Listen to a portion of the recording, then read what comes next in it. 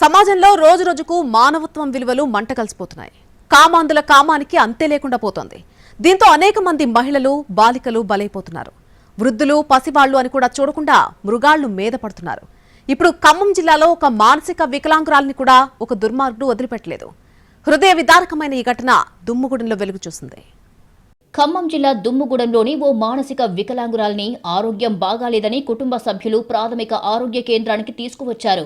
బాలిక పరిస్థితి గమనించిన వైద్యులు పలు పరీక్షలు నిర్వహించారు. పలు రిపోర్ట్ల ఆధారంగా బాలికను గర్భవతిగా నిర్ధారించారు. బాలికకు తనకేం జరిగిందో కూడా తెలియదు. ఆమె ఏం చెప్పే పరిస్థితిలో కూడా లేదు. పైగా బాలిక ఇంట్లో ఆడవాళ్లు ఎవరూ లేకపోవడంతో ఆమెను వైద్యులు నర్సాపురం ఐసీడీఎస్ అధికారులకు అప్పగించారు. ప్రస్తుతం బాలిక వారి సంరక్షణలోనే ఉంది. ఎప్పటికప్పుడు ఆమెకు వైద్య పరీక్షలు చేయిస్తున్నారు ఐసీడీఎస్ సిబ్బంది. మరోవైపు మానసిక వికలాంగురాలైన బాలికపై కామవాంఛ తీర్చుకున్న దుర్మార్గుడు ఎవరు అనేది తెలియడం లేదంటున్నారు. ఆ బాలిక ఎవరింటికి వెళ్లలేదని, ఇంట్లోనే ఉంటుందని చెబుతున్నారు. దీంతో అసలు అఘాయిత్యం చేసింది ఎవరు అన్నదానిని కనుక్కోవడం కష్టమవుతోంది. ప్రస్తుతం పోలీసులు కేసు నమోదు చేసుకుని దర్యాప్తు చేస్తున్నారు.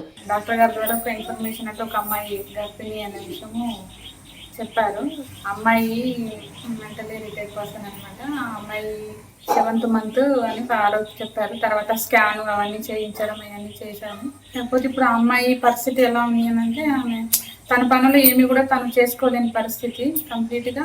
ఆ ఇంట్లో వాళ్ళ నాన్న అమ్మాయి మాత్రమే ఉంటారు.